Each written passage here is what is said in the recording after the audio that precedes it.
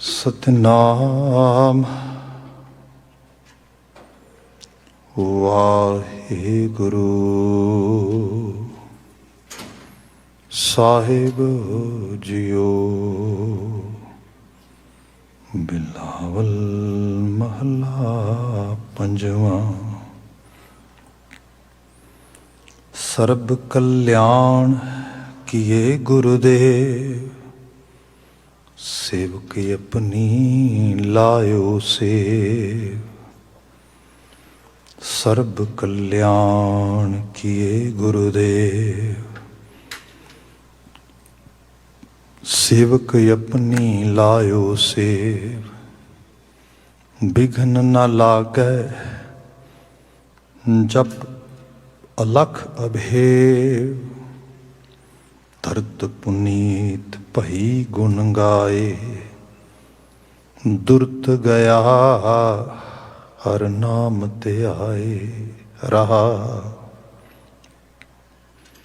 सपनी Thai रवे आप, आद जुगाद जाका वड परताप। गुर प्रसाद न होए संताप, गुर के चरण लगे मन मीठे। निर्विघ्न होए सब थाई वोठे, सब सुख पाए सतगुर तूठे। पार ब्रह्म प्रभ भय रखवाले, जिथै किथै दिसै नाले। नानक दास खसम प्रतिपाले, पार ब्रह्म प्रभ भय रखवाले। जिथै किथै दिसै नाले, नानक दास खसम प्रतिपाले। वाहिगुरु जी का खालसा, वाहिगुरु जी की फतेह। जुगो जुग अटल धन धन गुरु ग्रंथ साहिब जी,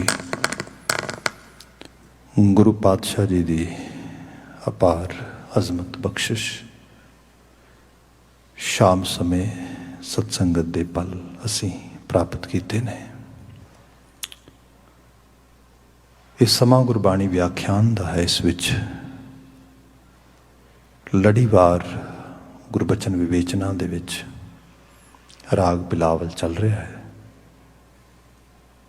महला पंजवा गुरु अर्जन पातशाह द्वारा उचारण किए गए बचन असी विचारते हाँ। शब्द आपने जो सरवण किया है, इसकी विचार रहाओ दे पदे तो प्रारंभ कर रहे हैं। गुरुदेव जिक्र करते हैं कि तरत पुनीत भई गुण गाए, दुरत गया हर नाम ते आए। रहाओ तरत पुनीत भई गुण गाए। तरत तद्दा रारा तत्ता ते तत्ते नूं सिहारी है एज इट्स स्पैल। जिवें इत्थे स्पैल होया है शब्द, जे इसनों सिहारी के नियम के तहत ग्रैमेटिकल सिस्टम गुरबाणी च देखते हैं तो एक फैमिनन वर्ड है जिसका मायना बनता धरती। सो जे तो लिटरली तौर पर देखा जाए तो अर्थ बननगे तरत पुनीत भई गुण गाए। रब जी दे जिथे गुणगान होंदे ने वो धरती पवित्र हो जाती है। नो डाउट इमारत है जिहदा कुछ गुरुद्वारा साहब की एक बनतर तो पहला आ इमारत नूं गुरुद्वारा साहब के लोड़ के मुताबिक यूज़ करने तो पहला एक कमर्शियल बिल्डिंग सीगी। उस कमर्शियल बिल्डिंग के नाल साडी उन्होंने वेखण का नज़रिया, साडे इत्थे आउण दा तरीका, साडे इस इमारत नाल जिहड़ी सांझ सी टोटली डिफरेंट सी। जिवें ही ये गुरुद्वारे की ਉਸ ਆਭਾ ਨੂੰ ਮਾਨਣ ਵਾਸਤੇ ਅਸੀਂ ਇਸ ਸਥਾਨ ਨੂੰ ਉਸ ਲੈਵਲ 'ਤੇ ਕਨਵਰਟ ਕੀਤਾ। ਉਸ ਤਰੀਕੇ ਦੇ ਨਾਲ ਗੁਰੂ ਮਹਾਰਾਜ ਦਾ ਪ੍ਰਕਾਸ਼ ਹੋਇਆ। ਸੰਗਤ ਦੀ ਅਸੀਂ ਸਾਰੀ ਇਹ ਰੋਜ਼ਮर्रा ਦੀ ਲੋੜ ਦੇ ਮੁਤਾਬਕ ਦੀਵਾਨ ਲਾਣਾ ਸ਼ੁਰੂ ਕੀਤਾ। ਅਤੇ ਇਸ ਸਾਰੀ ਇਮਾਰਤ ਦੀ ਜਿਹੜੀ ਸਾਡੇ ਵਾਸਤੇ ਇੰਪੋਰਟੈਂਸ ਸੀ, ਜਿਹੜੀ ਸਾਡੇ ਵਾਸਤੇ ਅਹਿਮੀਅਤ ਸੀ, ਉਹ ਬਿਲਕੁਲ ਡਿਫਰੈਂਟ ਹੋ ਗਈ। ਸਾਡਾ ਰਿਸ਼ਤਾ ਵੀ ਡਿਫਰੈਂਟ ਹੋ ਗਿਆ ਇਹਦੇ ਨਾਲ। ਸੋ ਜੇ ਅਸੀਂ ਸ਼ਬਦ ਪੜ੍ਹਦੇ ਹਾਂ, ਸਾਧ ਧਰਤ ਪਈ ਹਰਿਆਵਲੀ ਜਿੱਥੇ ਮੇਰਾ ਸਤਿਗੁਰੂ ਬੈਠਾ ਹੈ, ਜਿਵੇਂ ਅਸੀਂ ਇਸ ਰੂਪ ਵਿੱਚ ਬਚਨ ਪੜ੍ਹਦੇ ਹਾਂ, ਸਿਜੰਤ ਪਏ ਹਰਿਆਵਲੇ ਜਿਨ੍ਹਾਂ ਮੇਰਾ ਸਤਿਗੁਰੂ ਦੇਖਿਆ ਜਾਏ। ਭਾਈ ਜਿੱਥੇ ਸਤਿਗੁਰੂ ਵਰਤਦਾ, ਜਿੱਥੇ ਜਾਏ ਬਹੇ ਮੇਰਾ ਸਤਿਗੁਰੂ, ਸੋ ਥਾਨ ਸੁਹਾਵਾ ਰਾਮ ਰਾਜੇ। ਉਹ ਥਾਨ ਸੁਹਾਵਨਾ ਹੋ ਜਾਂਦਾ, ਸੁਹੱਪਣ 'ਚ ਹੋ ਜਾਂਦਾ। ਇਸ ਤਰੀਕੇ ਨਾਲ ਅਸੀਂ ਕਹਿੰਦੇ ਹਾਂ, ਜੇ ਅਸੀਂ ਇਸ ਨੂੰ ਥੋੜ੍ਹਾ ਡੀਪ ਲੈਵਲ 'ਤੇ ਅੰਡਰਸਟੈਂਡ ਕਰੀਏ, ਜੋ ਕਿ ਗੁਰਬਾਣੀ 'ਚ ਅਕਸਰ ਗੁਰੂ ਮਹਾਰਾਜ ਦਾ ਮੁੱਖ ਆਸ਼ਾ ਜਿੱਥੇ ਲਿਖਣ ਦਾ ਇਸ ਨੂੰ, ਫਿਰ ਇਹਨੂੰ ਮੈਟਾਫੋਰ ਦੇ ਤੌਰ 'ਤੇ ਲੈਂਦੇ ਹਾਂ, ਅਤੇ ਫਿਰ ਹੁੰਦਾ ਧਰਤ ਪੁਨੀਤ ਭਈ ਗੁਣ ਗਾਏ। ਇਹ ਮਨੁੱਖ ਦੀ ਅੰਤਰ ਸਤ੍ਹਾ ਦੀ ਧਰਤੀ ਦੀ ਗੱਲ ਹੋ ਰਹੀ ਹੈ, ਹਿਰਦੇ ਦੀ। ਹੁਣ ਬੰਦਾ ਜੇ ਮਨ ਮੰਡਲ ਦੀ ਦੁਨੀਆ ਵਿੱਚ ਦੇਖਿਆ ਜਾਏ, ਅਤੇ ਅਸੀਂ ਜੋ ਕੁਝ ਵੀ ਹੈਗੇ ਹਾਂ, ਜਿਸ ਕਿਸਮ ਦੇ ਖਿਆਲ, ਸੋਚ, ਵਿਚਾਰ ਪਰਸੀਵ ਕਰਦੇ ਹਾਂ, ਉਹੋ ਜਿਹੀ ਸਾਡੀ ਜ਼ਹਿਨੀਅਤ, ਜਿਹਨੂੰ ਅਸੀਂ ਸਿੰਪਲ ਵਰਡਸ ਵਿੱਚ ਨੀਅਤ ਕਹਿੰਦੇ ਹਾਂ, ਉਹ ਬਣਦੀ ਤੁਰੀ ਲੱਗੀ ਜਾਂਦੀ ਹੈ। ਅਤੇ ਬੰਦਾ ਨੇਕ ਨੀਅਤ ਹੋ ਸਕਦਾ ਹੈ ਜਾਂ ਬਦਨੀਅਤ ਹੋ ਸਕਦਾ ਹੈ। Actually we always talk like that in society, ਜਦੋਂ ਅਸੀਂ ਵਿਚਰਦੇ ਹਾਂ। ਇੱਥੇ ਜਿਹੜੀ ਨੇਕ ਨੀਅਤੀ ਹੈ, ਇਹ ਤੇ ਕਿਸੇ ਨੇਕ ਖਿਆਲ, ਨੇਕ ਸੋਚ, ਨੇਕ ਕਿਸਮ ਦੀ ਵਿਚਾਰਾਂ ਦੀ ਆਮਦ ਨਾਲ ਹੀ ਹੋਏਗੀ। ਇਹਨੂੰ ਹੋਰ ਸਰਲ ਕਰ ਲਈਏ, ਜਿਵੇਂ ਆਪਾਂ ਜਪਜੀ ਸਾਹਿਬ ਦੇ ਵਿੱਚ ਸ਼ਰਮ ਖੰਡ ਪੜ੍ਹਦੇ ਹਾਂ, ਮੁਸ਼ੱਕਤ ਦਾ ਖੰਡ। ਇਹ ਮੁਸ਼ੱਕਤ ਦੀ ਕਾਰਗੁਜ਼ਾਰੀ ਹੈ। ਜਿਵੇਂ ਸਰੀਰ ਦੀ ਸੰਭਾਲ ਇੱਕ ਮੁਸ਼ੱਕਤ ਮੰਗਦੀ ਹੈ। ਮੁਸ਼ੱਕਤ ਮੀਨ you have to be aware what are you eating, you have to be aware how you are actually dealing with your physical appearance, with your physical, you can say, ਜਿਹੜੀ ਤੇਰੀ ਹੋਂਦ ਆ, ਉਹਦੇ ਨਾਲ ਐਕਸਰਸਾਈਜ਼ ਆ, ਰਹਿਣ ਸਹਿਣ ਆ, ਸਭ ਚੀਜ਼ਾਂ ਨੂੰ ਅਸੀਂ ਉਹਦੀ ਮੁਸ਼ੱਕਤ ਕਰਦੇ, ਅਤੇ ਉਹਦੇ ਨਾਲ ਸਾਡੀ ਫਿਜ਼ੀਕਲ ਹੈਲਥ ਜਾਂ ਫਿਜ਼ੀਕਲ ਅਪੀਅਰੈਂਸ ਠੀਕ ਰਹਿੰਦੀ। ਜੇ ਬੰਦਾ ਇਹਦੇ ਬਾਰੇ ਧਿਆਨ ਨਹੀਂ ਦੇਵੇਗਾ, ਬਿਮਾਰ ਹੋ ਜਾਏਗਾ। ਇਨ ਬਿਨ ਮਨ ਮੰਡਲ ਦੀ ਦੁਨੀਆ ਦੇ ਵਿੱਚ ਵੀ ਹੈ। ਜੋ ਅਵਾ ਤਵਾ ਸੋਚਣ 'ਚ ਆ ਗਿਆ, ਉਸੇ ਨੂੰ ਪ੍ਰੋਸੈਸ ਕਰੀ ਗਏ। ਜਿਸ ਨੇ ਜਿਵੇਂ ਫੀਡ ਕਰਤਾ, ਉਹਨੂੰ ਐਵੇਂ ਪਰਸੀਵ ਕਰ ਲਿਆ, ਉਹਨੂੰ ਉਸ ਤਰ੍ਹਾਂ ਹੀ ਪ੍ਰੋਸੈਸ ਕਰ ਲਿਆ। ਅਤੇ ਫਿਰ ਲੌਂਗ ਰਨ ਦੇ ਵਿੱਚ ਬੰਦਾ ਅੰਦਰ ਦੀ ਦੁਨੀਆ 'ਚ ਬੇਟਵਾ ਹੋ ਜਾਏਗਾ, ਬੇਢੰਗਾ ਹੋ ਜਾਏਗਾ, ਬੇਅਕਲਾ ਹੋ ਜਾਏਗਾ। ਆਹ ਰੂਪ ਆ। ਗੁਰੂ ਨਾਨਕ ਸਾਹਿਬ ਨੇ ਕਿਹਾ ਸ਼ਰਮ ਕਰਨੀ ਹੈ, ਮਿਹਨਤ ਕਰਨੀ ਹੈ। ਅਤੇ ਇੱਥੇ ਫਿਰ ਕੀ ਕਰਨਾ ਵੀ ਕੀ ਹੈ? ਇੱਥੇ ਕਿਹਾ ਕਿ ਸ਼ਰਮ ਖੰਡ ਦੇ ਵਿੱਚ ਬੰਤਰ ਬਣਨੀ ਹੈ। ਇੱਥੇ ਬੰਤਰ ਕਾਹਦੀ ਹੈ ਜੀ? ਬੰਤਰ ਹੈ ਵੀ ਇੱਥੇ ਘਾੜਤ ਘੜੀ ਜਾਏਗੀ, ਤਿੱਥੈ ਘੜੀਐ ਸੁਰਤ ਮਤ ਮਨ ਬੁੱਧ, ਤਿੱਥੈ ਘੜੀਐ ਸੁਰਾਂ ਸਿੱਧਾਂ ਕੀ ਸੁੱਧ। ਇੱਥੇ ਬੰਦੇ ਦੀ ਸੁਰਤ ਘੜੀ ਜਾਏਗੀ। ਹੁਣ ਸੁਰਤ, ਇਸ ਤੋਂ ਵੀ ਜੇ ਬੇਸਿਕ 'ਤੇ ਆ ਜਾਈਏ, ਸਰੋਤ ਘੜਨ ਦੀ ਬਾਤ ਆਏਗੀ। ਬਕੌਲ ਗਿਆਨੀ ਸੰਤ ਸਿੰਘ ਜੀ ਮਸਕੀਨ, ਦਾਨਸ਼ਮੰਦਗੀ ਦੀ ਇੰਤਹਾ ਕਹਿ ਲਓ, ਇੱਕ ਦਰਿਆ, ਮਤਲਬ ਮੁਜੱਸਮ ਲਿਟਰੇਚਰ ਦੀ ਦੁਨੀਆ 'ਚ, ਗੁਰਮਤਿ ਦੇ ਲਿਟਰੇਚਰ ਦੀ ਦੁਨੀਆ ਦੇ ਵਿੱਚ ਉਹ ਬਿਆਨ ਕਰਦੇ ਹੁੰਦੇ ਸੀ। ਉਹ ਕਹਿੰਦੇ ਸੀਗੇ ਕਿ ਜੇ 1000 ਸਤਸੰਗੀ ਬੈਠਾ ਆ, ਸੰਗਤ ਦਾ ਇਕੱਠ ਆ, 1000 ਸਤਸੰਗੀਆਂ ਵਿੱਚੋਂ ਸਰੋਤੇ 1000 ਹੋਣਗੇ, ਇਹ ਭੁਲੇਖਾ ਹੈ। ਨਹੀਂ, ਕਹਿੰਦਾ 1000 ਪਿੱਛੇ ਕਿਤੇ ਕੋਈ ਗਿਣਤੀ ਹੋਏਗੀ 2-4 ਜਿਹੜੇ ਸਰੋਤ ਕਰਦੇ ਹੋਣਗੇ। ਅਦਰਵਾਈਜ਼ ਬੰਦਾ ਹਾਜ਼ਰ ਵੀ ਗੈਰ ਹਾਜ਼ਰ ਹੋ ਜਾਂਦਾ ਹੈ। ਅਤੇ ਮਨ ਮੰਡਲ ਦੀ ਦੁਨੀਆ ਐਸੀ ਹੈ ਕਿ ਇਹ ਸਾਨੂੰ ਸੁਣਨ ਹੀ ਨਹੀਂ ਦਿੰਦੀ। ਇਤਨੀ ਸਿਲੈਕਟਿਵ ਹੀਅਰਿੰਗ ਆ। ਜਿਹੜੀ ਚੀਜ਼ ਮਨ ਨੂੰ ਲੱਗਦੀ ਠੀਕ ਹੈ, ਹਾਲਾਂਕਿ ਕੰਨ ਖੁੱਲ੍ਹੇ ਨੇ, ਕੰਨਾਂ ਦਾ ਕੋਈ ਦੋਸ਼ ਨਹੀਂ, पर ਕੰਨਾਂ ਦੇ ਅੱਗੇ ਜਿਹੜਾ ਪਹਿਰੇਦਾਰ ਮਨ ਬੈਠਾ ਹੈ, ਕੰਨ ਤੇ ਮਨ ਦਾ ਰਿਸ਼ਤਾ ਹੈ ਆਪਸ 'ਚ ਬੜਾ ਗਹਿਰਾ, ਉਹ ਇੰਝ ਲੱਗਦਾ ਕੰਨ 'ਚ ਗੱਲ ਪਈ ਨਹੀਂ। ਜੇ ਪੈ ਵੀ ਜਾਏ ਵਕਤੀ ਤੌਰ ਤੇ ਤੁਹਾਨੂੰ ਲੱਗੇ ਹਾਂ ਮੈਂ ਸੁਣ ਲਈਏ, ਵਕਤੀ ਤੌਰ ਤੇ ਲੱਗੇ yes I got this information, I got this idea, very next step ਉਹਦੇ 'ਚ ਕੀ ਹੋਏਗਾ, ਉਸਨੇ ਕੈਰੀ ਨਹੀਂ ਕਰਨਾ ਉਹਨੂੰ। ਸੋ ਇਹ ਹੈ ਹਜ਼ਾਰਾਂ ਦੀ ਇਕੱਠ ਵਿੱਚ, ਹਜ਼ਾਰਾਂ ਦੀ ਬੈਠਕ ਵਿੱਚ ਕੋਈ ਸਰੋਤਾ ਹੋਏਗਾ, 2-4 10 ਸਰੋਤੇ ਹੋਣਗੇ ਜਿਹੜੇ ਸਰੋਤ ਕਰਨਗੇ ਉਸ ਚੀਜ਼ ਨੂੰ। ਫਿਰ ਜਿਹੜਾ ਬੰਦਾ ਸਰੋਤ ਕਰ ਰਿਹਾ ਹੈ ਉਸ ਨੂੰ ਪ੍ਰੋਸੈਸ ਕਰਕੇ ਸੁਰਤ ਤੱਕ ਲੈ ਕੇ ਜਾਏਗਾ, ਇਹ ਵੀ ਜ਼ਰੂਰੀ ਨਹੀਂ। ਅਕਸਰ ਹੋਈ ਬਾਤ, ਬੰਦੇ ਨੇ ਸੁਣ ਲਿਆ, ਸੁਣ ਕੇ ਕੰਨ ਦੇ ਰਸ ਤੱਕ ਹੀ ਸੀਮਤ ਰਹਿ ਗਿਆ, ਉਸ ਨੂੰ ਉਹਦੀ ਸੁਰਤ ਵਿੱਚ ਨਹੀਂ ਪਾ ਸਕਿਆ। ਸੁਰਤ ਦਾ ਮਤਲਬ ਇੱਥੇ ਸਿਮਰਨ ਹੈ, ਜਿਹੜੀ ਚੀਜ਼ ਤੁਹਾਡੀ ਸਮ੍ਰਿਤੀ ਦਾ ਹਿੱਸਾ ਬਣੇ, ਜਿਹਨੂੰ ਤੁਸੀਂ ਮਤਲਬ ਇੱਕ ਅੱਖ ਦੇ ਫੋਰ ਦੇ ਵਿੱਚ ਰੀਕਾਲ ਕਰ ਲਓ, ਦੈਟ ਇਜ਼ ਸੁਰਤ। ਜਦੋਂ ਬੰਦੇ ਨੂੰ ਹਾਰਡ ਟਾਈਮ ਆਉਂਦਾ ਵੀ ਓਹੋ ਆਹ ਗੱਲ ਸੁਣੀ ਤੇ ਸੀ, ਹਾਂ ਮੈਂ ਵੀ ਕਦੀ ਸੁਣੀ ਸੀਗੀ, ਸਰੋਤ ਸੀਗੀ, ਸੁਰਤ ਨਹੀਂ ਸੀਗੀ। ਸੁਰਤ ਬੰਦੇ 'ਚ ਇਤਨੀ ਅਵੇਅਰਨੈਸ ਕ੍ਰੀਏਟ ਕਰ ਦਿੰਦੀ ਹੈ ਕਿ ਉਹਦੇ ਬਿਲਕੁਲ ਉਹਨੂੰ ਰੀਕਾਲ ਕਰਨ ਲੱਗਿਆ ਦੇਰ ਨਹੀਂ ਲੱਗਦੀ, ਬਲਕਿ ਇੰਝ ਕਹਿ ਲਓ ਕਿ ਉਹਦੀ ਬਿਲਕੁਲ ਅੰਦਰ ਦੀ ਦੁਨੀਆ 'ਚ ਪ੍ਰੋਸੈਸ ਹੋਣੀ ਆਪਣੇ ਆਪ ਸ਼ੁਰੂ ਹੋ ਜਾਂਦੀ ਹੈ। ਇਹਦੇ ਵਿੱਚੋਂ ਫਿਰ ਜਿਹੜਾ ਸਾਡੇ ਮਨ ਮੰਡਲ ਦੇ ਵਿੱਚ ਇੱਕ ਸਾਡੇ ਨੈਚੁਰਲ ਟ੍ਰੇਟਸ ਹੈਗੇ ਨੇ ਬਾਏ ਬਰਥ, ਜਿਹੜੇ ਨਾਲ ਆਉਂਦੇ ਨੇ, ਸੰਸਕਾਰ ਜਿਨ੍ਹਾਂ ਨੂੰ ਕਹਿੰਦੇ ਹਾਂ ਅਸੀਂ, ਇਹਨਾਂ ਦੇ ਦਰਮਿਆਨ ਤੇ ਐਕਿਊਮੂਲੇਟ ਕੀਤੀ ਹੋਈ ਨੌਲੇਜ ਦੇ ਦਰਮਿਆਨ ਇੱਕ ਜੰਗ ਚੱਲਦੀ ਹੈ। ਕਿਤਾਬ ਆਹ ਕਹਿੰਦੀ ਹੈ, ਕਿਸੇ ਸਿੱਖਿਆ 'ਚੋਂ ਆਹ ਚੀਜ਼ ਸੁਣਦੇ ਹਾਂ, ਕੋਈ ਡਿਸਿਪਲਿਨਰੀ ਪੋਲ ਆਹ ਕਹਿੰਦਾ ਆ, ਅੰਦਰੋਂ ਮਨ ਕਹਿੰਦਾ ਵੀ ਹੁਣ ਨਾ ਕੌਣ ਹੈ ਆਹ ਗੱਲ ਆਪਾਂ ਫੋਲੋ ਕਰਨ ਵਾਲਾ, ਨਾ ਨਹੀਂ ਫੋਲੋ ਕਰਨਾ। ਇੱਕ ਫਿਰ ਇੱਕ ਸਟਰਗਲ ਹੈ ਅੰਦਰ। ਗੁਰਬਾਣੀ ਇਸ ਸਟਰਗਲ ਨੂੰ ਬੜੇ ਰੂਪਾਂ 'ਚ ਬਿਆਨ ਕਰਦੀ ਹੈ। ਬਾਣੀ ਕਹਿੰਦੀ ਜੋ ਜਨ ਲੂਝੈ ਮਨ ਹੈ ਸਿਓ ਸੇ ਸੂਰੇ ਪ੍ਰਧਾਨਾ। ਸੂਰਮਾ ਉਹ ਨਹੀਂਗਾ ਜਿਹਦੀ ਡੌਲਿਆਂ ਤੇ ਖੱਲੀ ਪੈਂਦੀ ਹੈ ਪੂਰੀ, ਬੜੇ ਵਧੀਆ ਉਹਦੇ ਮਸਲਸ ਵਗੈਰਾ ਨੇ, ਤੇ ਉਹ ਲੜਨ ਲੱਗਿਆ ਮਿੰਟ ਨਹੀਂ ਲਗਾਉਂਦਾ। ਕਿਸੇ ਨੂੰ ਵੀ ਕਹਿੰਦਾ ਕਿ ਬਸ ਆਪਾਂ ਬਾਹਾਂ ਚੜਾ ਲਈਆਂ ਤੇ let's come and fight, we will settle our account now. ਇਹ ਤੇ ਇੱਕ ਹੋਛਾਪਨ ਆ। ਸੂਰਮਾ ਤੇ ਉਹ ਹੈ ਜਿਹੜਾ ਮਨ ਨਾਲ ਸਿੱਝਦਾ, ਮਨ ਨਾਲ ਉਲਝਦਾ, ਮਨ ਨਾਲ ਨਜਿੱਠਦਾ ਕਿ ਭਾਈ ਅੰਦਰ ਦੀ ਦੁਨੀਆ ਜਿਹੜੀ ਹੈਗੀ ਉਸ ਰੂਪ ਦੇ ਵਿੱਚ, ਵੀਰ ਜੀ ਪਰਦਾ ਕਰਿਓ ਤੇ ਅੰਦਰ ਦੀ ਦੁਨੀਆ ਦੇ ਅੰਦਰ ਜੋ ਹੈ ਉਹ ਕੀ ਚੱਲ ਰਿਹਾ ਉਸ ਨੂੰ ਸੰਭਾਲਿਆ ਜਾਏ, ਉਸ ਨੂੰ ਜਿਹੜਾ ਹੈਗਾ ਨਜਿੱਠਿਆ ਜਾਏ।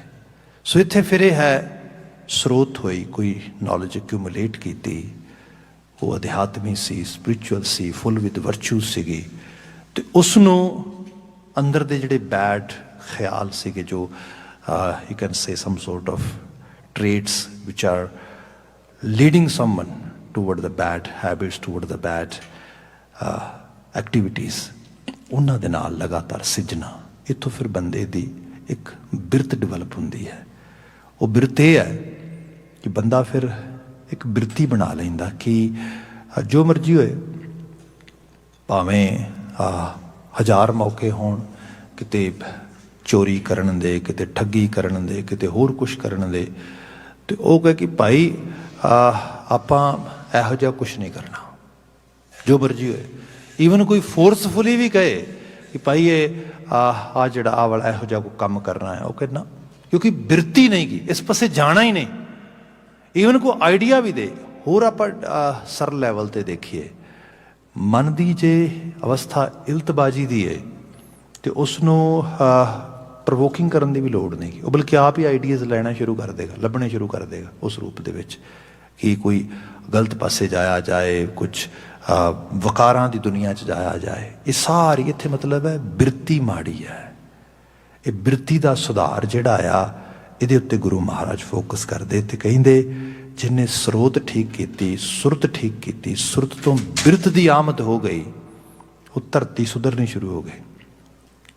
ਅਸੀਂ ਮੋਸਟਲੀ ਫਾਰਮਿੰਗ ਫੈਮਿਲੀਜ਼ 'ਚੋਂ ਆਏ ਲੋਕ ਹਾਂ। ਆਪ ਨੂੰ ਪਤਾ ਹੋਏਗਾ ਜਿਹੜੀ ਜ਼ਮੀਨ ਕਲਰਾਠੀ ਵੀ ਹੋਏ, ਦੋ ਤਰ੍ਹਾਂ ਦੀ ਜ਼ਮੀਨ ਆਪ ਮੋਸਟਲੀ ਅਸੀਂ ਦੇਖਦੇ ਹਾਂ। ਇੱਕ ਉਹ ਹੁੰਦੀ ਜਿਹਦੇ 'ਚ ਉਗਦਾ ਕੁਝ ਨਹੀਂ, ਕਲਰ ਹੁੰਦਾ ਹੈ, ਉਸ ਨੂੰ ਹੌਲੀ ਹੌਲੀ ਕਰਕੇ ਕਿਸਾਨ ਵਾਹੁੰਦਾ ਆ, ਉਹਦੇ 'ਚ ਕੁਝ ਹੋਰ ਰੇਓ ਪਾਉਂਦਾ ਹੈ, ਖਾਦ ਪਾਉਂਦਾ ਹੈ, ਮਿਕਸ ਕਰਦਾ ਹੈ, ਫਿਰ ਹੌਲੀ ਹੌਲੀ ਉਹਦੀ ਜਿਹੜੀ ਟੌਪ ਸੋਇਲ ਆ ਉਹਦੇ 'ਚ ਮੈਨਿਊਰ ਕਰਕੇ ਉਹਦੀ ਤਬਦੀਲੀ ਲਿਆਉਂਦਾ ਆ। ਇੱਕ ਇਹ ਹੈ।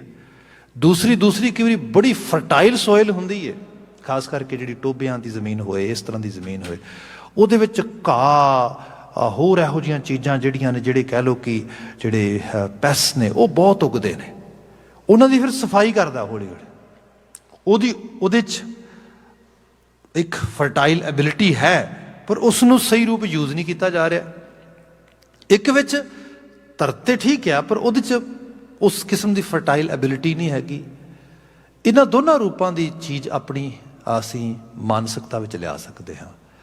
ਕਈ ਵਾਰ ਬੰਦੇ ਦੇ ਅੰਦਰ ਐਬਿਲਿਟੀ ਹੁੰਦੀ ਹੈ ਕਿਸੇ ਚੀਜ਼ ਨੂੰ, ਬਹੁਤ ਬ੍ਰੇਨੀ ਬੰਦਾ ਹੈ, ਇੰਟਲੈਕਟ ਬੜਾ ਹਾਈ ਹੈ, ਮਤਲਬ ਮਾੜੀ ਜੀ ਗੱਲ ਕਹੋ, 10% ਕਹੋ, 90% ਆਪ ਹੀ ਸਮਝ ਜਾਂਦਾ ਹੈ। ਇਹ ਐਬਿਲਿਟੀ ਹੈ ਉਹਦੇ ਵਿੱਚ, ਪਰ ਉਹ ਸਾਰਾ ਕੁਝ ਯੂਜ਼ ਕਿਸੇ ਹੋਰ ਪਾਸੇ ਹੋ ਰਿਹਾ। ਉਹਦੇ ਲਈ ਫਿਰ ਇਹ ਹੈ, ਇਸ ਧਰਤ ਦਾ ਸੁਧਾਰ ਹੋਏ ਜ਼ਰੂਰੀ ਹੈ। ਇਹਦੇ ਵਿੱਚੋਂ ਜਿਹੜੇ ਉਹ ਖਿਆਲ ਲਗਾਤਾਰ ਇਸ ਕਿਸਮ ਦੇ ਨੂੰ ਮਤਲਬ ਇਸ ਐਨਰਜੀ ਨੂੰ ਗਲਤ ਡਾਇਰੈਕਸ਼ਨ 'ਚ ਲਿਜਾ ਰਹੇ ਨੇ, ਉਹਨਾਂ ਦੀ ਤਬਦੀਲੀ ਕੀਤੀ ਜਾਏ, ਉਹ ਸਾਰੇ ਪੈਸਟ ਪੱਟੇ ਜਾਣ ਵਿੱਚੋਂ। ਦੂਸਰਾ, ਜਿੱਥੇ ਜਿਹੋ ਜਿਹੀ ਮਰਜ਼ੀ ਚੰਗੀ ਤੋਂ ਚੰਗੀ ਗੱਲ ਸਮਝਾਈ ਜਾਏ, ਬਰੀਕ ਤੋਂ ਬਰੀਕ ਲੈਵਲ 'ਤੇ ਸਮਝਾਉਣ ਦੀ ਟਰਾਈ ਕੀਤੀ ਜਾਏ, ਪਕੜੇ 'ਚ ਨਹੀਂ ਆਉਂਦੀ। ਇਹਦਾ ਮਤਲਬ ਇਹ ਹੈ, ਇਹਨੂੰ ਮੈਨਿਊਰ ਕਰਨ ਦੀ ਲੋੜ ਹੈ, ਅਜੇ ਲਿਟਰੇਚਰ ਪੜ੍ਹਨ ਦੀ ਲੋੜ ਹੈ। ਜਿਵੇਂ ਕਈ ਵਾਰੀ ਹੁੰਦਾ ਯੰਗ ਬੱਚੇ ਕਈ ਵਾਰੀ ਕਹਿਣਗੇ, ਭਾਈ ਸਾਹਿਬ no matter whatever I try to read Gurbani or do meditation, I am not getting anything.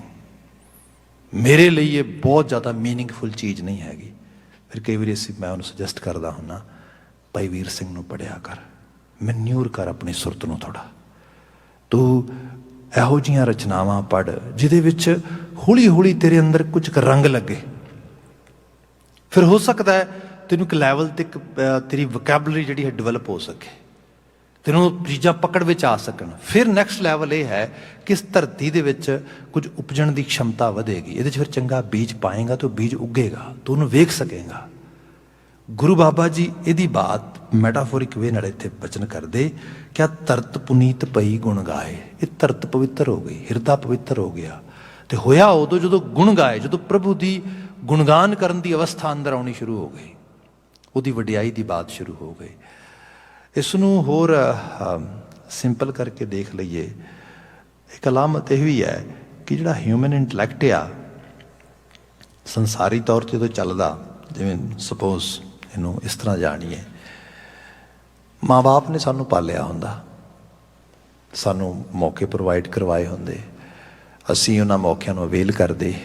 ਇੱਕ ਲੈਵਲ 'ਤੇ ਮਾਂ ਬਾਪ ਨਾਲੋਂ ਬੱਚੇ ਦਾ ਅਰਨਿੰਗ ਹੈਂਡ ਜ਼ਿਆਦਾ ਸਟਰੋਂਗ ਹੋ ਜਾਂਦਾ, ਬੱਚੇ ਦਾ ਸਟੇਟਸ ਵੀ ਮਾਂ ਬਾਪ ਨਾਲੋਂ ਵਧੀਆ ਹੋ ਜਾਂਦਾ। ਮਾਂ ਬਾਪ ਨੂੰ ਹੋ ਸਕਦਾ 10 ਬੰਦੇ ਨਹੀਂ ਜਾਣਦੇ, ਬੱਚੇ ਦਾ ਸਰਕਲ 500 ਫਰੈਂਡਸ ਨੇ ਉਹਦੇ ਕੋਲ ਤਾਂ ਬਹੁਤ ਕੁਝ ਇਹੋ ਜਿਹਾ। ਹੁਣ ਉਸ ਸਾਰੇ ਚਸ਼ਮੇ ਦੇ ਨਾਲ ਜੇਕਰ ਉਹ ਮਾਂ ਬਾਪ ਨੂੰ ਦੇਖਣਾ ਸ਼ੁਰੂ ਕਰੇ ਤਾਂ ਕਹੇ ਦੇ ਆਰ ਨਥਿੰਗ, ਜਿੱਥੇ ਕੁਛ ਵੀ ਨਹੀਂ, ਮੈਂ ਤੇ ਬਹੁਤ ਬਲਾ ਬਣ ਗਿਆ, ਬੜੀ ਤੋਪ ਬਣ ਗਿਆ। ਇਹਦੇ ਵਿੱਚੋਂ ਜਿਹੜੀ ਚੀਜ਼ ਅੰਦਰ ਆਏਗੀ, ਉਹ ਪਤਾ ਕੀ ਆਏਗਾ? ਹੰਕਾਰ। ਇਹ ਮਨੁੱਖੀ ਮਨ ਮੰਡਲ ਦੀ ਦੁਨੀਆ ਦੀਆਂ ਅੰਦਰ ਦੀਆਂ ਸਮੱਸਿਆਵਾਂ ਜਿਹੜੀਆਂ ਨੇ, ਇਹਨਾਂ ਨੂੰ ਕਈ ਵਾਰ ਅਸੀਂ ਜ਼ਾਹਰਾ ਤੌਰ 'ਤੇ ਵੇਖ ਵੀ ਨਹੀਂ ਪਾਉਂਦੇ।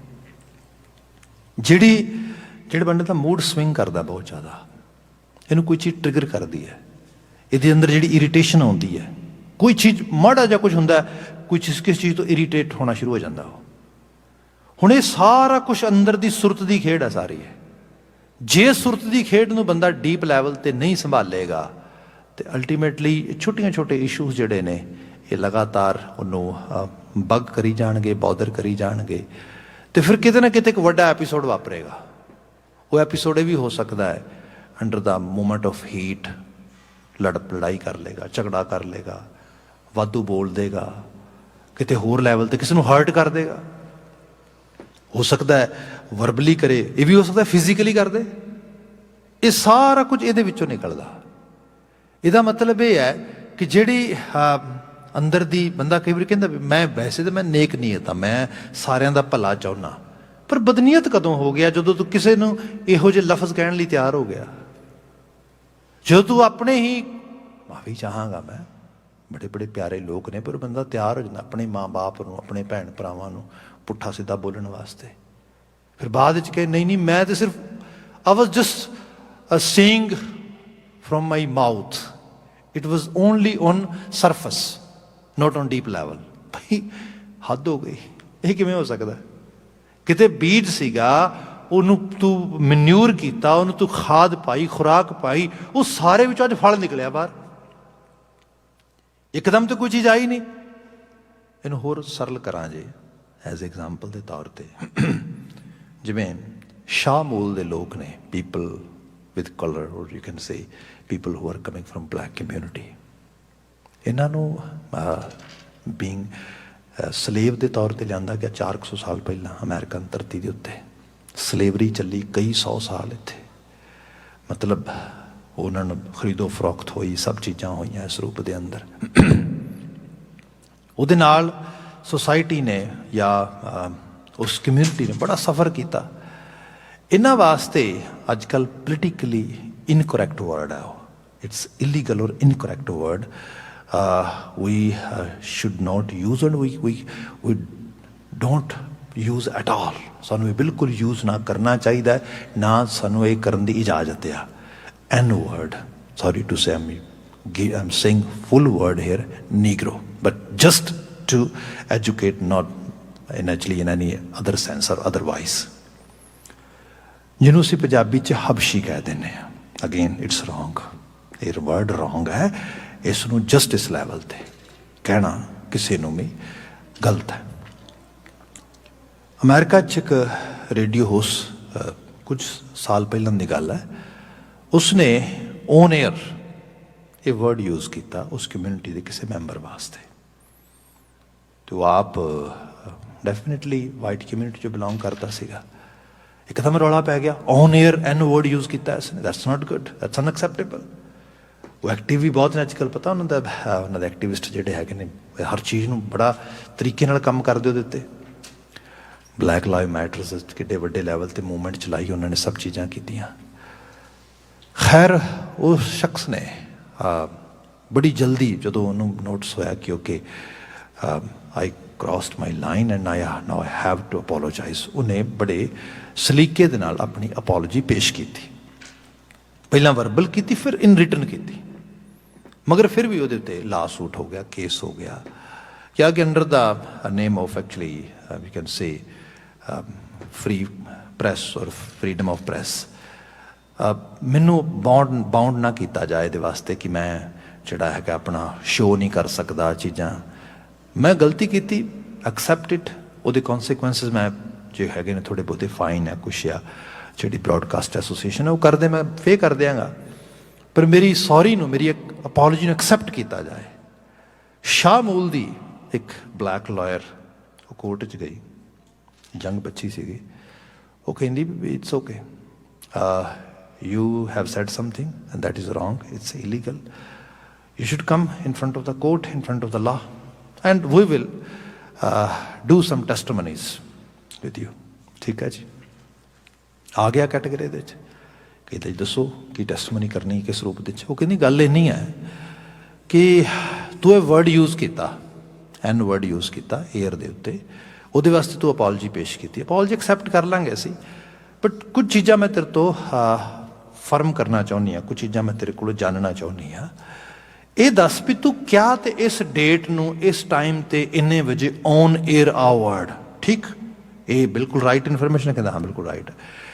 ਮੈਂ ਜਾਣਨਾ ਚਾਹੁੰਦੀ ਹਾਂ ਕਿ ਆਪਣੇ ਮਨ ਦੇ ਵਿੱਚ, ਆਪਣੀ ਸੁਰਤ ਵਿੱਚ, ਆਪਣੀ ਜ਼ਹਿਨੀਅਤ ਵਿੱਚ ਤੂੰ ਇਹ ਵਰਡ ਕਦੋਂ ਦਾ ਕੈਰੀ ਕਰਦਾ ਆ, ਇਹ ਦੱਸ ਮੈਨੂੰ। ਬੋਲਿਆ ਤਾਂ ਉਹਦੇ ਨਾਲ ਤੋਂ, ਇਹ ਤੇ ਹੈ ਨਹੀਂ out of the actually believe something is coming from your mouth, no, must be there are roots. ਇਹ ਕਦੋਂ ਤੋਂ ਕੈਰੀ ਕਰਦਾ, ਇਹ ਦੱਸ ਮੈਨੂੰ। ਐਕਚੁਅਲੀ ਜਿਹੜੀਆਂ ਸਾਡੀਆਂ ਗੱਲਾਂ ਨੇ ਨਾ, ਉਹ ਭਾਵੇਂ ਚੰਗੀਆਂ ਨੇ ਭਾਵੇਂ ਮਾੜੀਆਂ ਨੇ, ਭਾਵੇਂ ਭਲੀਆਂ ਨੇ ਭਾਵੇਂ ਬੁਰੀਆਂ ਨੇ, ਇਹਨਾਂ ਦੇ ਰੂਟਸ ਹੁੰਦੇ ਨੇ, ਇੱਕ ਤੋਂ ਰਿਫਲੈਕਟ ਹੁੰਦੀਆਂ ਨੇ। ਇਹ ਕਿਤੇ ਪੜ੍ਹਿਆ ਆ, ਕਿਤੇ ਸੁਣਿਆ ਆ, ਪੜ੍ਹੇ ਸੁਣੇ ਨੂੰ ਕਿਤੇ ਪਰਸੀਵ ਕੀਤਾ, ਪ੍ਰੋਸੈਸ ਕੀਤਾ, ਸੰਭਾਲਿਆ, ਉਹ ਸਾਡੇ ਹਿਰਦੇ ਦੀ ਸਤ੍ਹਾ ਦੇ ਉੱਤੇ ਉਹਨੇ ਲਗਾਤਾਰ ਆਪਣਾ ਸਪੇਸ ਬਣਾਇਆ। ਉਸ ਤੋਂ ਬਾਅਦ ਉਹ ਸਾਡੇ ਫਿਰ ਹੌਲੀ ਹੌਲੀ ਲਫ਼ਜ਼ਾਂ ਦੇ ਵਿੱਚ ਢਲ ਕੇ ਬਾਹਰ ਆ ਰਿਹਾ। ਇਹ ਤਰੀਕਾ ਆ। ਗੁਰਬਾਣੀ 'ਚ ਬਹੁਤ ਸਿੰਪਲ ਤਰੀਕੇ ਨਾਲ ਪੜ੍ਹਿਆ ਜਾਏ ਨਾ ਤੇ ਬਾਣੀ ਕਹਿੰਦੀ ਹੈ ਜੋ ਪਾਈ ਹੈ ਭਾਂਡੇ ਵਿੱਚ ਵਸਤ ਸਾਹ ਨਿਕਲੈ। ਇਹ ਥੋੜਾ ਹੋ ਸਕਦਾ ਭਾਂਡੇ ਵਿੱਚ ਪਾਇਆ ਦੁੱਧ ਹੈ ਤੇ ਜਦੋਂ ਉਸਨੂੰ ਉਦਲਦੇ ਆ ਤੇ ਉਹਨੇ ਕਿੰਨੇ ਹੱਦ ਹੋ ਗਈ, ਮਿਰਚਾਂ ਨਿਕਲ ਰਹੀਆਂ ਨੇ। ਨੋ ਭਾਈ, ਇਹ ਮਿਰਚਾਂ ਤਾਂ ਨਿਕਲਦੀਆਂ ਨੇ ਕਿਉਂਕਿ ਪਾਈਆਂ ਵਿੱਚ ਮਿਰਚਾਂ ਨੇ ਪਹਿਲਾਂ। ਜੇ ਦੁੱਧ ਪਾਇਆ ਹੁੰਦਾ ਤਾਂ ਫਿਰ ਦੁੱਧ ਹੀ ਨਿਕਲਣਾ ਸੀਗਾ। ਇਸ ਨੂੰ ਹੋਰ ਸਰਲ ਕਰਕੇ ਬਿਆਨ ਕੀਤਾ ਵੀ ਭਾਈ ਕਿ ਜਿਸ ਨੇ ਜਿਹੋ ਜਿਹਾ ਆਪਣੀ ਸੁਰਤ 'ਚ ਬੀਜਿਆ, ਅਸੀਂ ਗੁਰੂ ਰਾਮਦਾਸ ਦਾ ਸ਼ਬਦ ਪੜ੍ਹਦੇ ਹਾਂ, ਜਿਨ ਹਰ ਜਪਿਆ ਸੇ ਹਰ ਹੋਏ। ਜਿਸ ਨੇ ਹਰੀ ਨੂੰ ਆਪਣੀ ਸੁਰਤ 'ਚ ਬੋ ਲਿਆ, ਉਹ ਹਰੀ ਦਾ ਰੂਪ ਹੋ ਕੇ ਉੱਭਰ ਆਇਆ। ਜਿਸ ਨੇ ਆਪਣੀ ਸੁਰਤ ਵਿੱਚ, ਜਿਹਨੂੰ ਬਾਬਾ ਫਰੀਦ ਜੀ ਨੇ ਕਿਹਾ ਸੀਗਾ ਕਿ ਜਿਹੜੀ ਚੀਜ਼ ਬੰਦਾ ਪਰਸੀਵ ਕਰਦਾ ਉਹ ਉਹਦੀ ਜ਼ਿੰਦਗੀ ਦੇ ਨਾਲ ਐਸੋਸੀਏਟ ਹੋ ਜਾਂਦੀ, ਅੰਗੇਜ ਕਰ ਜਾਂਦੀ ਪੱਕੇ ਤੌਰ ਤੇ। ਕਿਆ ਫਰੀਦਾ ਕੂ ਕਹਿੰਦੇ ਆ, ਚਾਂ ਕਹਿੰਦੇ ਆ, ਮੱਤੀ ਦਿੰਦੇ ਆ ਨਿਤ। ਇੱਕ ਪਾਸੇ ਕਿਸੇ ਨੇ ਕੂਕਾਂ ਮਾਰੀਆਂ, ਆਵਾਜ਼ਾਂ ਦਿੱਤੀਆਂ, ਚਾਂਗਾਂ ਪੈ ਗਈਆਂ, ਰੌਲਾ ਪਾਇਆ ਕਿਸੇ ਅਕਲ ਦੀ ਗੱਲ ਦਾ, ਸਾਹਮਣੇ ਵਾਲੇ ਨੇ ਪਰਸੀਵ ਹੀ ਨਹੀਂ ਕੀਤਾ ਉਹਨੂੰ, ਉਸਨੇ ਉਸ ਲੈਵਲ ਤੇ ਐਕਸੈਪਟ ਹੀ ਨਹੀਂ ਕੀਤਾ। ਹੋਇਆ ਕਿ ਜੋ ਸ਼ੈਤਾਨ ਵੰਜਾਇਆ ਉਹਨੂੰ ਸ਼ੈਤਾਨ ਨੇ ਉਂਗਲ ਫੜਾ ਲਈ ਤੇ ਉਧਰ ਨਾਲ ਤੁਰ ਪਿਆ ਉਹਦੇ। ਹੁਣ ਉਹਨੇ ਪਹਿਲੀ ਚੀਜ਼ ਜੇ ਪਰਸੀਵ ਨਹੀਂ ਕੀਤੀ, ਡੈਫੀਨੇਟਲੀ ਚੇਂਜਸ ਨਹੀਂ ਆਉਣਗੇ। ਤਰਤ ਸੁਹਾਵੀ ਹੋਏਗੀ ਗੁਣਗਾਨ ਕਰਕੇ। ਤੇ ਗੁਣਗਾਨ ਜਿਹੜਾ ਆ ਇਹ ਕਈ ਲੈਵਲ ਦਾ ਹੁੰਦਾ ਆ।